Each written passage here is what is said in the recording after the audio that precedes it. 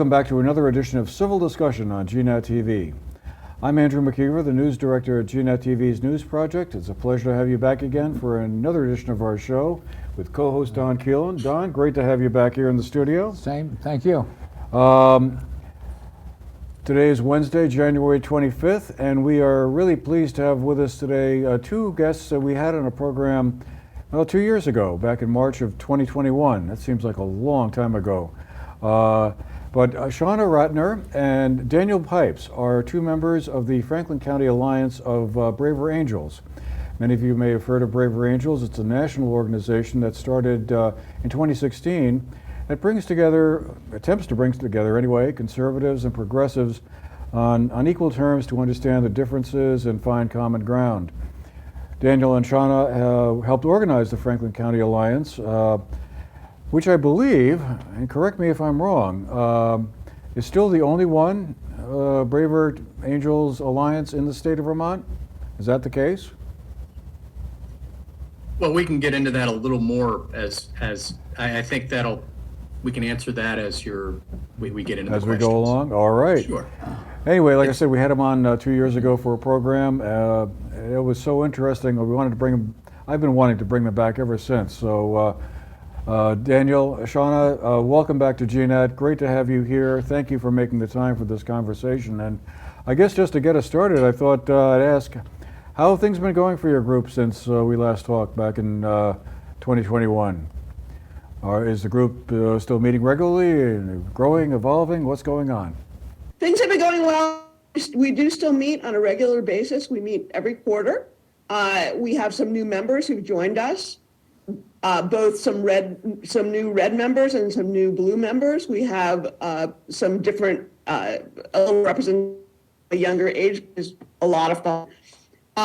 And we continue to explore a variety of different topics at each of our meetings.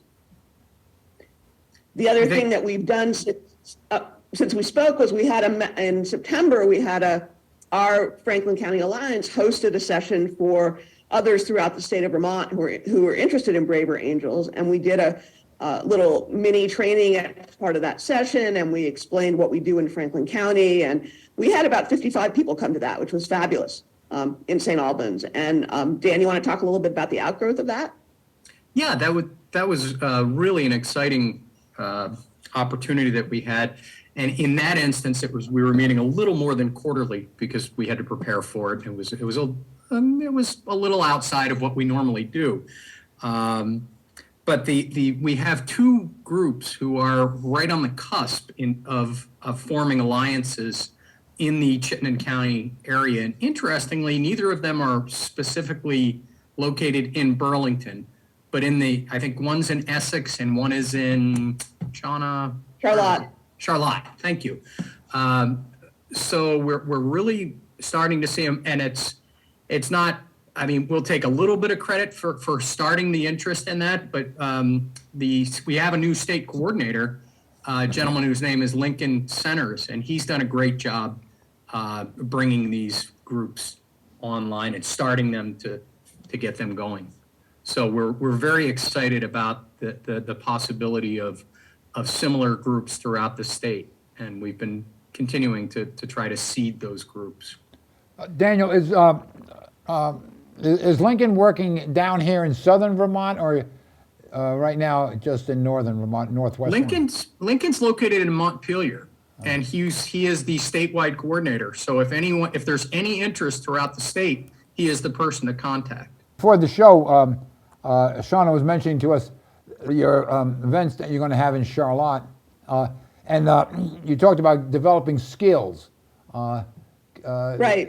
that you have in this event you're going to have at the library. And can you share with us what those skills might be? Absolutely. So there are 4 categories of skills.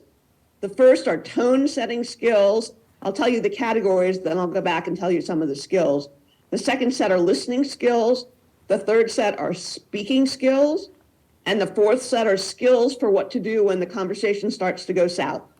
How to get out of a conversation without leaving burnt bridges behind, essentially.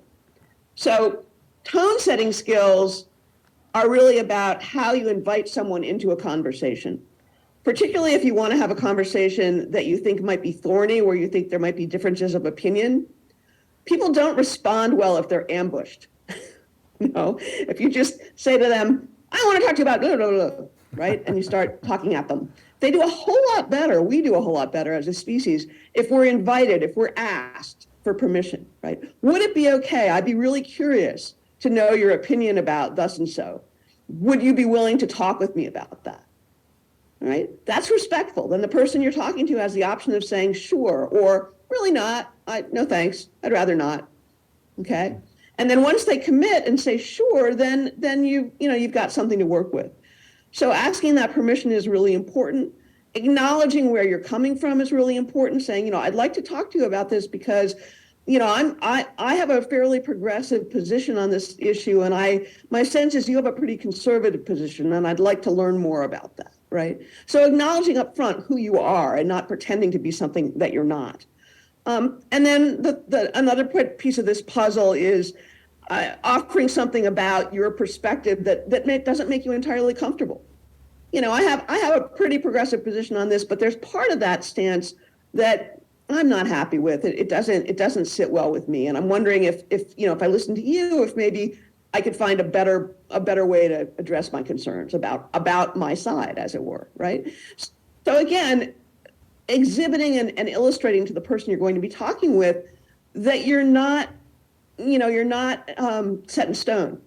Your views are not set in stone, that you're open, that you're willing to learn, you're willing to listen, that you're curious.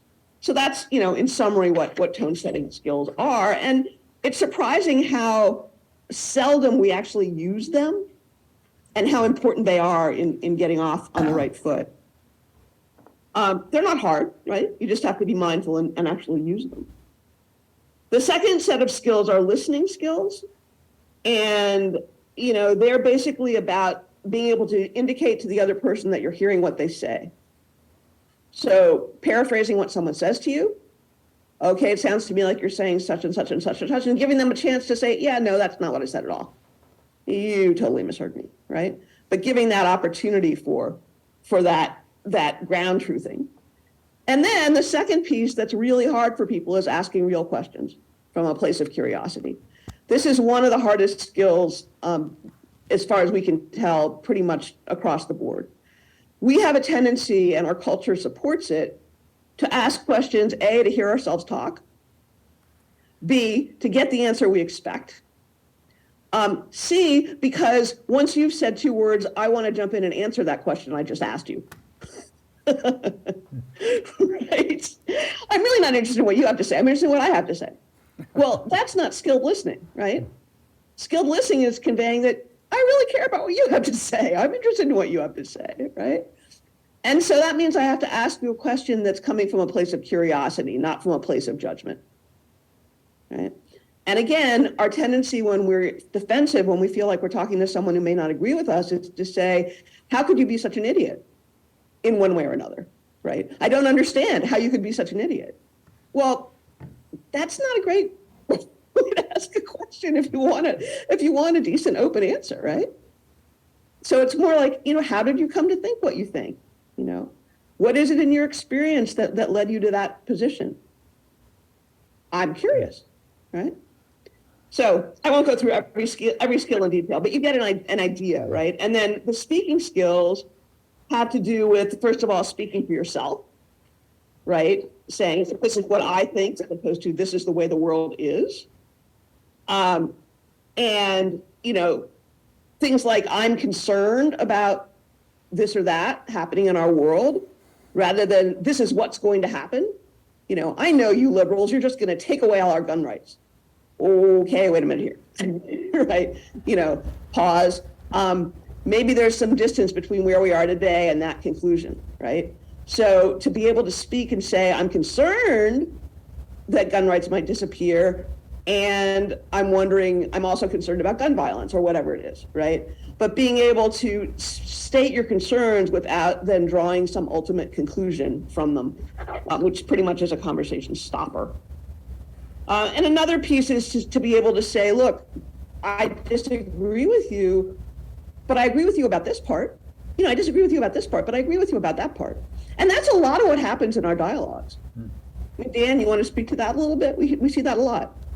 Oh yeah, we see it every time we gather. I mean, it is challenging. There are people who, whether it's a capacity or a capability issue is debatable, but it's usually one of the two, who simply cannot formulate a question. But the group tends to help them along the way to say, okay, I think we understand what you're trying to ask. How about if it was presented this way? And that's, I mean, we'd gotten away from that a little bit during the COVID gatherings, and we found recently that it's been worthwhile to just at the beginning to remind people of the mechanics of it and the types of questions and genuine listening and genuine curiosity in terms of the questions. So we've made some money by going back to the basics. Yeah. And it does tend to reveal common ground. I mean, that's the magic of this, is that Absolutely. amazingly enough, when people actually speak from their own experiences and explain how they came to hold the views they hold and what they're really concerned about, often the concerns are quite similar, right, if not identical. And, as the group has said often, we often agree on the what. We sometimes don't agree very much on the how, that is how to fix it or how to approach it. And we're actually, I'm hoping, Dan and I haven't talked a whole lot about this, but I'm hoping in the next year or so that some of our sessions can be focused on the how, so we can begin to understand better what it is about the how that keeps us apart and how we can find common ground in the how and not just in the what. So, but it's remarkable the amount of common ground around what we're concerned about. There really is. And even sometimes the way we expressed it. Sometimes it's the same thing expressed differently, but sometimes it gets expressed virtually the same way on both sides. I can't think of a topic, and we've been doing this since 2017. I think we're the second oldest alliance in the country that is still has been functioning that long. And I cannot think of a topic. We've had 20, how many? 21? 18. We've had 18 dialogues, yeah. No, I'm always a little optimistic by nature. So we've had 18 dialogues, and I can't think of a one where we did not walk away having reached some very interesting common ground. And there's a lot of... And it's always a surprise. It's not as though you can predict, oh, we're going to have common ground here. I mean, if I tried to predict it, I'd be wrong every single time. You've been, I think Daniel said, since 2017.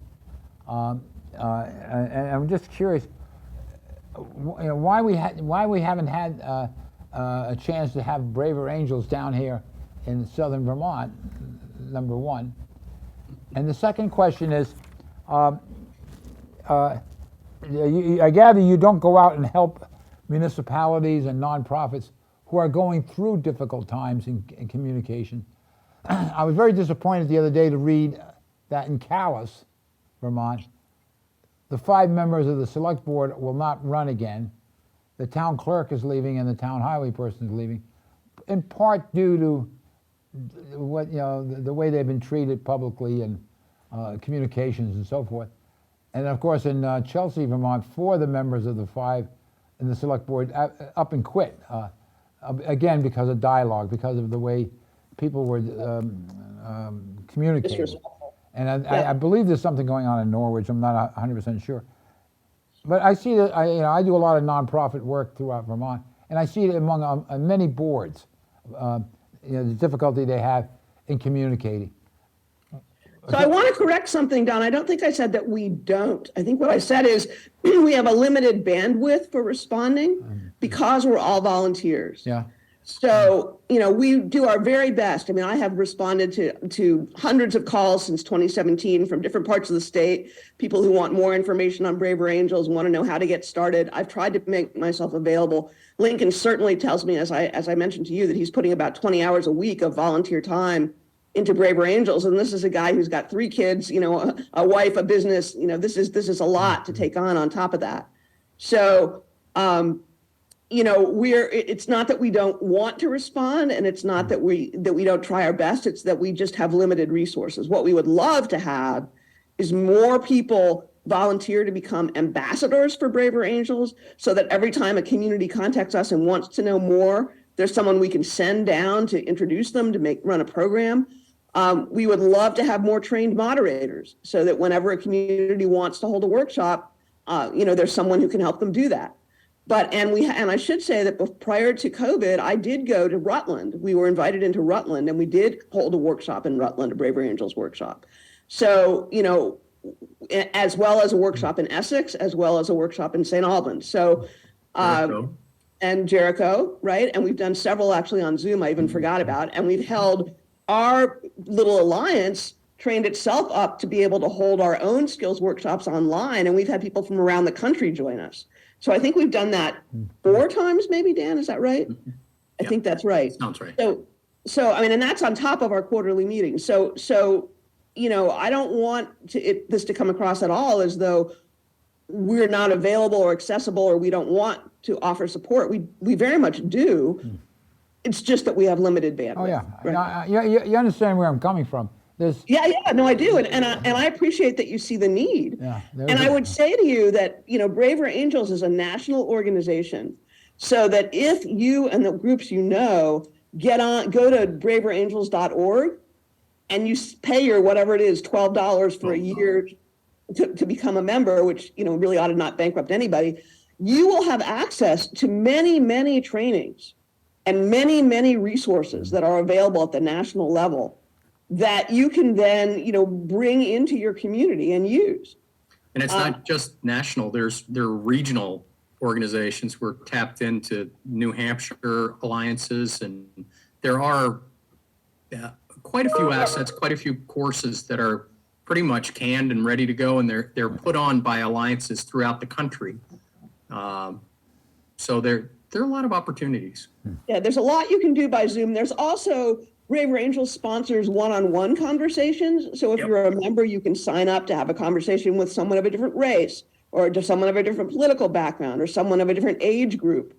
I actually just signed up to do a cross-generational conversation I'm excited about. And there are discussion groups and book groups and, all kinds of things that happen at the national level, and as Dan said, at the regional level as well. There are co-chairs at the regional level who are representing, I think, 6 states now. Yeah. So there's a lot out there. I wanted to get your sense of how you think things have evolved, sort of nationally, since we last talked in March of 21. I mean, back then, that was just shortly after the whole January 6th events in Washington, and it seemed like it was a very sharply divided time. Do you think things have gotten better? Or, and I'm speaking now on the national level, or are we still kind of stuck in the same, area that we were in back then? Well, I can take off with this one. I believe it's gotten notably worse, unfortunately. I think we're more partisan. I think that social media, that the tentacles of social media have sunk even deeper into the national discourse, and people isolate themselves in their silos and echo chambers, and they're unwilling to even consider a possibility that something uncomfortable could be true. And I just at the national level, I've been disappointed by both parties, by the lack of professionalism and the lack of ability to focus on what's most important for us as citizens. Yeah, I would say that from the Braver Angels standpoint, there's been more interest than ever. I think that it's not an accident that we're suddenly finding groups that have known about Braver Angels for a while in Vermont deciding that they need to actually act. It's time to actually do something with it. I think that there is a hunger for this across a number of organizations and a number of different parts of society. So, I don't think the need for people finding and creating safe spaces to actually talk about real things as citizens and be heard and be safe is going away anytime soon. I think just the ability to get offline and get off of your phone and sit down and look people in the eye and have a meaningful conversation is something that is not, it's not happening very often. And I think that's part of what's attractive in this. At the state level, and worked quite a bit in Montpelier, I do see that. But I'm not seeing it, be honest with you, at the local level. And I'm thinking, for example, now, what's going on in Burlington. We're here in southern Vermont, and it's very disappointing to see that the Queen City, the capital city, not the capital city, but a major city in Vermont, that we go up to visit because it's a wonderful place to be, is having so much issues, politically, among their with their board, and not just the policing, but there's so many other issues, and can they speak to each other? And it's been going on too long, in my opinion. And then, of course, when I see over in Chelsea that four of the five board members get up and walk out, I mean, how are we supposed to resolve problems if you're going to walk away from it? And it's just not there. It's in other. I think it's at the lower level. We may not see it at the state level, but we do see it, and I think it's creeping in more and more. So Don, to be clear, are you saying that the incivility is infiltrating into lower levels, and it's showing up at the local levels when it didn't used to be that way, or that's correct? Did I hear you correctly? You've heard me correctly. Okay. Yeah. And it's not unusual, I've seen it down here, where a board member, whether it's on the select board or the planning board or zoning board, will literally get up and walk out and leave the meeting. Rather than have a debate on the issue that's before the board. And then the other part of that is social media attacking them. Someone was just in my office before I came up here saying there was quite a bit on social media in Manchester about the fact that the town or the village did not plow the sidewalks. Now, we just had the storm. I mean, and here, rather than come out and let's have a dialogue about the plowing, it's on social media. Somebody can, anonymously, or maybe not anonymously, throw throw fire, oil onto the fire here, and is that the way we communicate? No, not the way we used to communicate anyway. You would go to a meeting, make your complaint, or write a letter to the editor, but not anymore. So I mean, that's just. I want to get back to Andrew's point. I don't think Vermont is immune to the lack of civil discourse. Right? That's just. Unfortunately, I'll agree with your last statement, and it's part of why what I believe Braver Angels offers is useful and important is to try at the local level where we have some influence to make a difference, and to meet people and meet them face to face and get to know them on a human level, and not just not everything is a debate. You can have a discussion, you can have a disagreement, and you can still walk away friends. Unfortunately, that's been lost. That skill. Well, if I may interject here, for 9 years I served on the Vermont Professional Responsibility Board, and the last 5 as vice chair, that governed the conduct of attorneys in Vermont. Oh, interesting. And we reported to the Supreme Court. And one of the things so if a complaint came in regarding an attorney, it would go to the board. Many of the complaints were really did not elevate to a serious charge, but were a disagreement between the client and the attorney, between attorneys and so forth. And we had what we call the assistance panel, where a board member would basically mediate a session between those two clients, or the client and the attorney, or the attorney and attorney, to keep it low key, and just let people talk. What was the issue, and how can we resolve the issue? There was no record kept, by the way. It was very informal, and 99% of the cases got resolved at that level by getting people to face and to talk. So I don't know how that ties in with this, but I go back to what Daniel was saying. You know, it wasn't the case years ago when we were face to face, but something's changed. So that's. It's a much broader topic, I think, than we have time for today. Yeah, indeed. And I'm sure we all have our opinions on what has changed societally, culturally, historically. But yeah. Well, Yeah.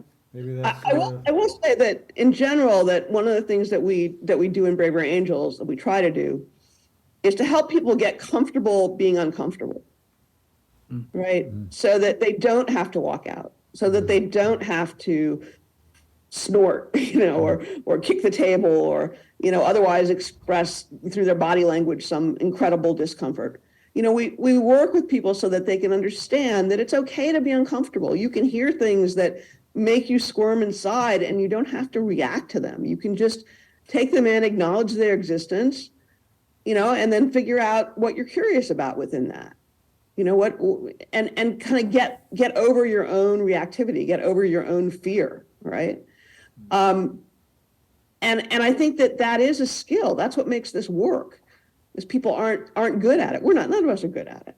We tend to, if we hear something that upsets us or threatens us, we want to pull away. We don't want to engage. And it's work to say, wait a minute, there's something in here that I need to understand more about. How am I going to understand more about it? Because in part, it's by understanding more about it often that you become less afraid of it. Oh, now I know why you said that. Oh, okay, well, now that makes sense to me. Didn't make any sense to me before, and I thought what you meant was blah, blah, blah, blah, blah, whatever, right? That was sending me off into some strange place. Well, I'm sure there's much more we could. About used of our time for today. I just want to thank you both again for making the time to be with us and share your insights on all of this. I also just wanted to do one last little program note related to everything we've been talking about today. On Tuesday, February 21st, the G Mall, the Green Mountain Academy of Lifelong Learning, will be hosting a conversation at the Manchester Community Library featuring Professor Matthew Dickinson of Middlebury College. He's a political science professor. We've had him on our program a couple of times, and he'll be giving a talk on a divided America. Are we polarized? If so, why? And I think those of you who may be watching our program today might find that very interesting. It's going to start at 5:30 on Tuesday, February 21st. Well, again, I want to thank Andrew, I'm sorry. thank you for the opportunity. It was nice to visit with you again. Don, it was a pleasure to speak with you. I appreciate it. Thank you. Yeah, as do I think, and I appreciate the work that you're doing to keep this topic alive and on the air and, in motion. I think it's awfully important to all of our futures. All right, well, thanks again, and thanks to all of you who've been watching. Hope you've enjoyed it. Be good. Stay warm. We'll see you the next time.